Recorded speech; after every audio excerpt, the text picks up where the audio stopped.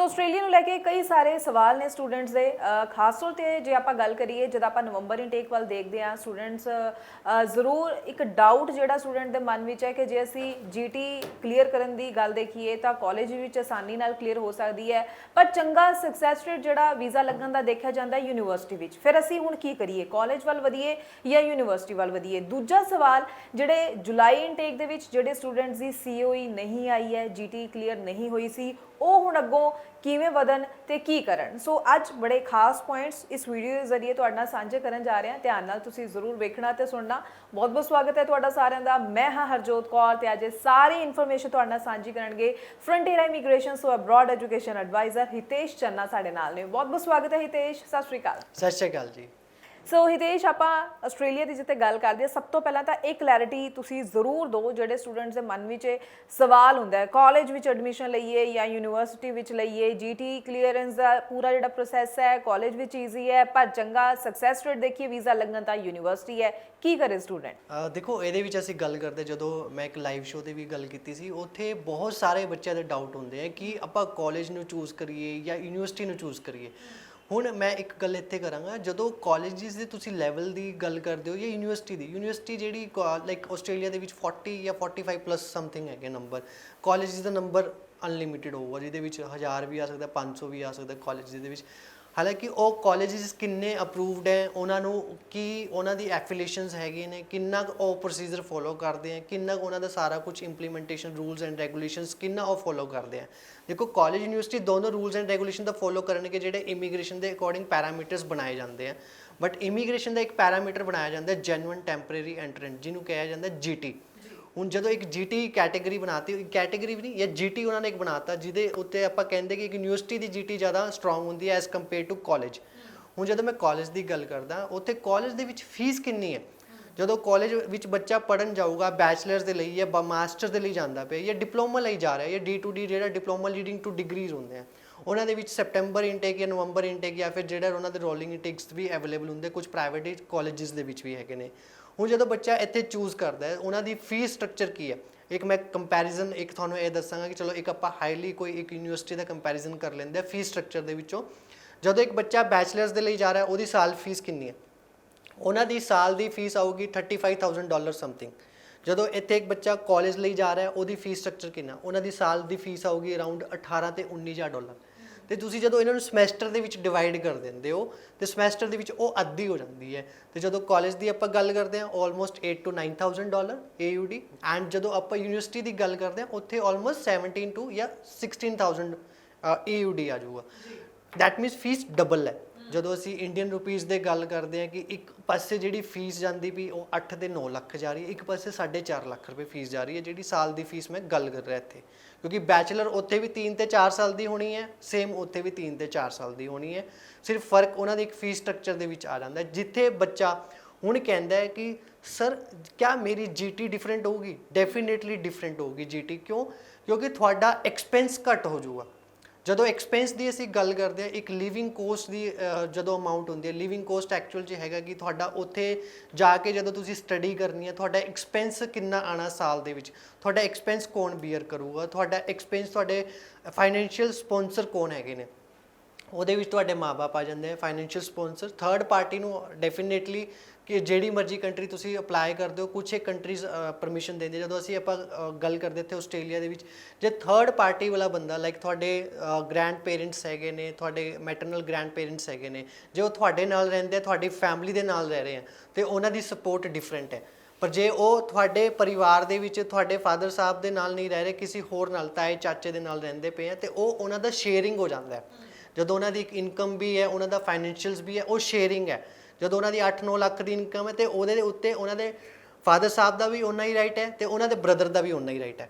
ਜਦੋਂ ਉਹ ਇੱਕ ਇਨਕਮ ਡਿਵਾਈਡ ਹੋ ਜਾਂਦੀ ਹੈ, ਤਾਂ ਜਦੋਂ ਆਪਾਂ ਕੈਲਕੂਲੇਸ਼ਨ ਦੀ ਇੱਥੇ ਗੱਲ ਕਰਦੇ ਹਾਂ, ਮੈਂ ਫੀਸ ਸਟਰਕਚਰ ਦੀ ਗੱਲ ਕਰ ਰਿਹਾ ਸੀ ਪਲੱਸ ਲਿਵਿੰਗ ਦੀ। ਹੁਣ ਲਿਵਿੰਗ ਹੁੰਦਾ 21040, ਜਿਹੜਾ AUD ਦੇ ਵਿੱਚ ਆਪਾਂ ਕੈਲਕੂਲੇਟ ਕਰਦੇ ਹਾਂ 10 ਤੋਂ 10.5 ਲੱਖ ਰੁਪਏ ਬੱਚੇ ਦਾ ਲਿਵਿੰਗ ਕੋਸਟ ਆਉਂਦਾ 1 ਸਾਲ ਦਾ।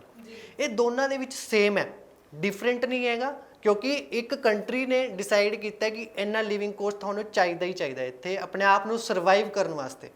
ਇੱਥੇ ਦੇ ਜਿਹੜੇ ਤੁਹਾਡੇ ਐਕਸਪੈਂਸ ਹੋਣਗੇ ਉਹਨਾਂ ਨੂੰ ਬੀਅਰ ਕਰਨ ਵਾਸਤੇ ਇੰਨਾ ਤੁਹਾਨੂੰ ਪੈਸਾ ਚਾਹੀਦਾ ਹੀ। ਹੁਣ ਜਦੋਂ ਮੈਂ ਫੀਸ ਦੀ ਗੱਲ ਕਰਾਂਗਾ, ਸਾਲ ਦੀ ਫੀਸ ਦੇ ਵਿੱਚ ਸਪੋਜ਼ ਕਰੋ ਤੁਹਾਡੇ ਕੋਲ ਇੱਕ ਲਾਈਕ ਯੂਨੀਵਰਸਿਟੀ ਦੇ ਵਿੱਚ ਤੁਹਾਨੂੰ ਪਤਾ ਸਾਲ ਦੀ ਫੀਸ $17,000 ਜਾਂ 15-16 ਹਜ਼ਾਰ ਰਿਮੇਨਿੰਗ ਤੁਹਾਨੂੰ ਬੈਲੈਂਸ ਦਿਖਾਣਾ ਪੈਣਾ, ਜਿਹੜੇ 8-9 ਲੱਖ ਤੁਸੀਂ ਪੇ ਵੀ ਕਰਦੇ ਪਏ ਹੋ ਤੇ 8-9 ਲੱਖ ਤੁਸੀਂ ਦਿਖਾ ਵੀ ਰਹੇ ਹੋ।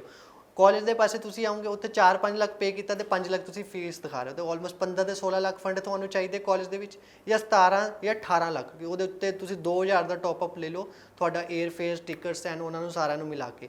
ਜਦੋਂ ਯੂਨੀਵਰਸਿਟੀ ਦੀ ਗੱਲ ਆ ਜਾਊਗੀ ਆਲਮੋਸਟ 10 + 8 18 19 ਆਲਮੋਸਟ 22-23 ਲੱਖ ਜਾਂ 24 ਲੱਖ। ਇਹ ਗੱਲ ਹੋ ਰਹੀ ਹੈ ਐਮਬੈਸੀ ਦੀ, ਬਟ ਜਦੋਂ ਤੁਸੀਂ ਜੀਟੀ ਦੀ ਗੱਲ ਕਰਦੇ ਹੋ ਯੂਨੀਵਰਸਿਟੀ ਕਾਲਜ ਦੀ, ਟੋਟਲ ਐਕਸਪੈਂਸ ਦਿਖਾਣਾ ਹੈ, ਸਾਲ ਦੀ ਫੀਸ ਦੋਨੋਂ ਪਾਸੇ, ਇੱਕ 9 ਤੇ 19 ਲੱਖ ਉੱਥੇ ਹੋ ਗਿਆ, ਤੇ ਤੁਹਾਡਾ ਉੱਥੇ $35,000 ਪਲੱਸ ਤੁਹਾਡਾ ਲਿਵਿੰਗ ਕੋਸਟ ਹੋ ਗਿਆ $21,000 ਸਮਥਿੰਗ, ਤਾਂ $52,000 ਸਮਥਿੰਗ ਬਣ ਜਾਂਦਾ ਹੈ। ਤੇ ਉਹਨੂੰ ਜਦੋਂ ਆਪਾਂ ਕੈਲਕੂਲੇਸ਼ਨ ਕਰਦੇ ਹਾਂ ਆਲਮੋਸਟ 25 ਤੇ 30 ਲੱਖ ਤੱਕ ਚਲੇ ਜਾਂਦਾ ਹੈ। ਜੇ ਤੁਸੀਂ ਸਪਾਊਸ ਕੇਸ ਜਾਂ ਉਹਦੇ ਵਿੱਚ ਤੁਹਾਡਾ ਬੱਚਾ ਵੀ ਤੁਹਾਡੇ ਨਾਲ ਜਾ ਰਿਹਾ, ਤੁਹਾਨੂੰ ਇਹ ਪਤਾ ਹੋਣਾ ਕਿ ਆਸਟ੍ਰੇਲੀਆ ਦੇ ਵਿੱਚ ਤੁਸੀਂ ਸਪਾਊਸ ਵਿਦ ਬੇਬੀ ਵੀ ਅਪਲਾਈ ਕਰ ਸਕਦੇ ਹੋ। ਜੇ ਬੱਚਾ ਤੁਹਾਡਾ 5 ਸਾਲ ਤੋਂ ਛੋਟਾ ਹੈਗਾ, ਜਾਂ ਤੁਹਾਡੀ ਉਹਨਾਂ ਦੀ ਇੱਕ ਐਜੂਕੇਸ਼ਨ ਦੇਖੀ ਜਾਂਦੀ ਹੈ ਬੇਬੀ ਦੀ ਕਿ ਕਿਹੜੀ ਕਲਾਸ ਦੇ ਵਿੱਚ, ਜੇ ਉਹਦੇ ਉੱਪਰ ਹੈਗਾ ਤੇ ਉਹਨਾਂ ਨੂੰ ਫਿਰ ਉੱਥੇ ਐਡਮਿਸ਼ਨ ਵੀ ਲੈਣਾ ਪੈਂਦਾ ਹੈ। ਇਹ ਸਾਰਾ ਕੁਝ ਹੈਗਾ ਜਿਹਦੇ ਵਿੱਚ ਤੁਹਾਨੂੰ ਐਕਸਪਲੇਨ ਕਰਾਂਗਾ। ਤੇ ਹੁਣ ਜਦੋਂ ਮੈਂ ਗੱਲ ਕਰਦਾ ਵੀ ਇੱਥੇ ਲਿਵਿੰਗ ਕੋਸਟ ਤੇ ਐਕਸਪੈਂਸ ਜਾਂ ਫੀਸ ਨੂੰ ਮਿਲਾ ਕੇ ਉੱਥੇ ਪੂਰਾ ਸਟਰਕਚਰ ਮਿਲ ਜਾਂਦਾ ਕਿ ਇੱਕ ਸਾਈਡ ਤੁਹਾਨੂੰ 25, ਇੱਕ ਸਾਈਡ ਤੁਹਾਨੂੰ 30। ਜਦੋਂ ਜੀਟੀ ਦੀ ਗੱਲ ਆਉਂਦੀ ਹੈ, ਤੁਹਾਡੀ ਇਨਕਮ ਕਿੰਨੀ ਹੈ। ਹੁਣ ਤੁਹਾਡੇ ਮਾਪੇ ਜੇ ਸਾਲ ਦੇ ਵਿੱਚ ਪੈਸਾ ਹੀ ਘੱਟ ਕਮਾ ਰਹੇ ਆ, ਹੁਣ ਮੈਂ ਗੱਲ ਕਰਦਾ ਕੋਈ ਫੈਮਿਲੀ ਦੇ ਵਿੱਚ 4 ਲੱਖ ਕਮਾ ਰਿਹਾ ਜਾਂ 5 ਲੱਖ ਕਮਾ ਰਿਹਾ, ਕਿਤੇ ਫੈਮਿਲੀ ਦੇ ਵਿੱਚ ਇੱਕ ਬੰਦਾ 10 ਲੱਖ ਕਮਾ ਰਿਹਾ, ਮੰਮਾ ਵੀ ਉਹਦੇ 8 ਲੱਖ ਕਮਾ ਰਹੇ ਨੇ, ਤੇ ਉਹਨਾਂ ਦੇ ਹੋਰ ਲਾਈਕ ਜਿਵੇਂ ਗ੍ਰੈਂਡ ਪੇਰੈਂਟਸ ਦੀ ਵੀ ਇਨਕਮ ਆ ਗਈ। ਇੱਕ ਫੈਮਿਲੀ 20-22 ਲੱਖ ਕਮਾ ਰਹੀ ਹੈ, ਇੱਕ ਫੈਮਿਲੀ 10-12 ਲੱਖ ਕਮਾ ਰਹੀ ਹੈ। ਆਟੋਮੈਟਿਕਲੀ ਜੇ ਤੁਸੀਂ 10-12 ਲੱਖ ਦੀ ਇਨਕਮ ਨਾਲ ਯੂਨੀਵਰਸਿਟੀ ਅਪਲਾਈ ਕਰੋਗੇ ਤੇ ਤੁਹਾਡੀ ਜੀਟੀ ਕਦੇ ਅਪਰੂਵ ਹੋਣੀ ਹੀ ਨਹੀਂ। ਉਹਦਾ ਰੀਜ਼ਨ ਹੈ ਕਿਉਂਕਿ ਤੁਸੀਂ ਐਕਸਪੈਂਸ ਦੇਖੋ, ਤੁਹਾਡਾ ਬੈਚਲਰ ਤੇ ਮਾਸਟਰ ਦਾ ਐਕਸਪੈਂਸ ਕਿੰਨਾ ਬਣ ਜਾਣਾ ਹੈ, ਕਿ ਤੁਸੀਂ ਕਿੱਦਾਂ ਬੀਅਰ ਕਰੋਗੇ ਆਪਣਾ expense. Same goes to in that way ਕਿ ਜਦੋਂ ਆਪਾਂ ਯੂਨੀਵਰਸਿਟੀ ਦੀ ਗੱਲ ਕਰ ਰਹੇ ਹਾਂ ਜਾਂ ਕਾਲਜ ਦੀ ਗੱਲ ਕਰ ਰਹੇ ਹਾਂ, ਤੇ ਯੂਨੀਵਰਸਿਟੀ ਦੀ ਕੇਸ ਦੇ ਵਿੱਚ ਤੁਹਾਡੀ ਇਨਕਮ ਘੱਟੋ ਘੱਟ 15-20 ਲੱਖ ਤਾਂ ਹੋਣੀ ਚਾਹੀਦੀ ਹੈ ਸਾਲ ਦੀ।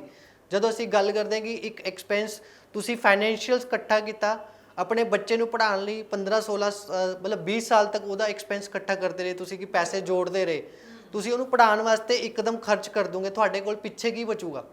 ਇਹ ਸਾਰੀ ਚੀਜ਼ਾਂ ਦੇਖੀ ਜਾਂਦੀਆਂ ਜੀਟੀ ਦੇ ਵਿੱਚ। ਜੈਨੂਅਨ ਟੈਂਪਰੇਰੀ ਐਂਟਰੈਂਟ ਕ੍ਰਾਈਟੇਰੀਆ ਇਹਨੂੰ ਹੀ ਕਿਹਾ ਜਾਂਦਾ ਕਿ ਬੱਚੇ ਦੀ ਜੈਨੂਅਨ ਇੰਟੈਂਸ਼ਨਸ ਕੀ ਹੈਗੀ ਐਕਚੁਅਲ 'ਚ।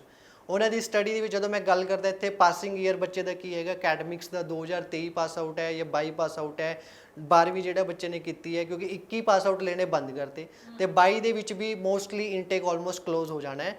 ਇਹਦੇ ਵਿੱਚ ਇੱਕ ਇਨਟੇਕ ਹੀ ਅਵੇਲੇਬਲ ਹੈਗਾ। 23 ਇਨਟੇਕ ਬੱਚਿਆਂ ਕੋਲ ਹੁਣ ਓਪਨ, ਜਿਹੜਾ ਵੀ ਅੱਗੇ 23 ਪਾਸ ਆਊਟ ਬੱਚਾ ਉਹਨੇ ਕੋਲ ਬਹੁਤ ਆਪਸ਼ਨ ਹੋਣੇ। ਗ੍ਰੈਜੂਏਸ਼ਨ ਜਿਹੜਾ ਬੱਚਾ ਕਰ ਚੁੱਕਿਆ ਤੇ ਮਾਸਟਰਸ ਵੀ ਕਰ ਚੁੱਕਿਆ, ਕੋਈ ਦਿੱਕਤ ਵਾਲੀ ਗੱਲ ਨਹੀਂ, ਤੁਸੀਂ ਡਬਲ ਮਾਸਟਰਸ ਦੇ ਲਈ ਵੀ ਆਸਟ੍ਰੇਲੀਆ ਜਾ ਸਕਦੇ ਹੋ। ਇੱਥੇ ਕਈ ਲੋਕੀ ਇੱਦਾਂ ਹੁੰਦੇ ਕਿ ਨਹੀਂ ਜੀ ਤੁਸੀਂ ਬੈਚਲਰ ਕੀਤੀ ਮਾਸਟਰ ਕੀਤੀ ਤੁਸੀਂ ਨਹੀਂ ਜਾ ਸਕਦੇ, ਤੁਸੀਂ ਜਾ ਸਕਦੇ ਹੋ। ਤੁਹਾਡੇ ਕੋਲ ਪ੍ਰੋਪਰ ਜਸਟੀਫਿਕੇਸ਼ਨ ਹੋਣੀ ਚਾਹੀਦੀ ਹੈ। ਜੇ ਤੁਹਾਡੇ ਕੋਲ ਗੈਪ ਵੀ ਹੈਗਾ 10 ਸਾਲ ਦਾ ਜਾਂ 12 ਸਾਲ ਦਾ, ਜੇ ਤੁਹਾਡੇ ਕੋਲ ਗੈਪ ਦੀ ਜਸਟੀਫਿਕੇਸ਼ਨ ਤਾਂ ਵੀ ਤੁਸੀਂ ਅਪਲਾਈ ਕਰ ਸਕਦੇ ਹੋ। ਇਹਨਾਂ ਬੇਸ ਤੇ ਗੈਪ ਜਸਟੀਫਿਕੇਸ਼ਨ ਬੇਸ ਤੇ ਤੁਹਾਡੀ ਇਨਕਮ ਤੇ ਤੁਹਾਡੇ ਫਾਈਨੈਂਸ਼ੀਅਲਸ ਤੇ ਇਹਨਾਂ ਉੱਤੇ ਸਾਰੀ ਜੀਟੀ ਟਿਕੀ ਹੈ। ਜਦੋਂ ਅਸੀਂ ਕਾਲਜ ਯੂਨੀਵਰਸਿਟੀ ਨੂੰ ਕੰਪੈਰੀਜ਼ਨ ਕਰਦੇ ਹਾਂ, ਸਾਰਾ ਫੰਡਾ ਇੱਥੇ ਆ ਕੇ ਨਿਕਲਦਾ ਹੈ ਤੇ ਇੱਥੇ ਬੱਚਾ ਮਾਰ ਖਾਂਦਾ ਜਦੋਂ ਉੱਥੇ ਜੀਟੀ ਉਹਦੀ ਰਿਜੈਕਟ ਹੋ ਜਾਂਦੀ। ਬਿਲਕੁਲ ਬਿਲਕੁਲ। ਸੋ ਸਾਰੀਆਂ ਹੀ ਗੱਲਾਂ ਦਾ ਧਿਆਨ ਰੱਖਣਾ ਇਸ ਲਈ ਬਹੁਤ ਜ਼ਰੂਰੀ ਹੈ। ਸੋ ਹਿਤੇਸ਼ ਨੇ ਇੱਕ ਪੁਆਇੰਟ ਬੜਾ ਚੰਗੇ ਢੰਗ ਨਾਲ ਤੁਹਾਨੂੰ ਸਮਝਾਇਆ, ਪਰ ਫਿਰ ਵੀ ਤੁਹਾਡਾ ਆਪਣਾ ਕੋਈ ਅਗਰ ਡਾਊਟ ਹੈ ਤਾਂ ਤੁਸੀਂ ਇਸ ਨੰਬਰ ਤੇ ਕਾਲ ਜ਼ਰੂਰ ਕਰੋ, ਪੂਰੀ ਜਾਣਕਾਰੀ ਲੈ ਸਕਦੇ ਹੋ। ਕਮੈਂਟ ਸੈਕਸ਼ਨ ਵਿੱਚ ਵੀ ਤੁਸੀਂ ਆਪਣਾ ਸਵਾਲ ਸਾਡੇ ਨਾਲ ਜ਼ਰੂਰ ਸਾਂਝਾ ਕਰ ਸਕਦੇ ਹੋ ਤਾਂ ਕਿ ਅੱਗੋਂ ਵੀ ਅਸੀਂ ਹੋਰ ਇਨਫੋਰਮੇਟਿਵ ਵੀਡੀਓਜ਼ ਇਹਨਾਂ ਟੌਪਿਕਸ ਤੇ ਲੈ ਕੇ ਆ ਸਕੀਏ। ਸੋ ਫਿਲਹਾਲ ਹਿਤੇਸ਼ ਤੁਹਾਡਾ ਬਹੁਤ ਬਹੁਤ ਧੰਨਵਾਦ, ਤੁਸੀਂ ਆਸਟ੍ਰੇਲੀਆ ਬਾਰੇ ਕਾਫੀ ਚੰਗੇ ਪੁਆਇੰਟਸ ਜੋ ਹੈ ਸਟੂਡੈਂਟਸ ਨੂੰ ਗਾਈਡ ਕੀਤਾ, ਅਵੇਅਰ ਕੀਤਾ ਉਹਨਾਂ ਨੂੰ ਲੈ ਕੇ। ਸੋ ਅੱਗੋਂ ਵੀ ਅਸੀਂ ਹੋਰ ਇਨਫੋਰਮੇਟਿਵ ਵੀਡੀਓਜ਼ ਨਾਲ ਜਲਦੀ ਹੀ ਤੁਹਾਨੂੰ ਮਿਲਾਂਗੇ। ਫਿਲਹਾਲ ਹੀ ਸਾਨੂੰ ਦਿਓ ਜੀ ਇਜਾਜ਼ਤ। ਧੰਨਵਾਦ। Thank you so much.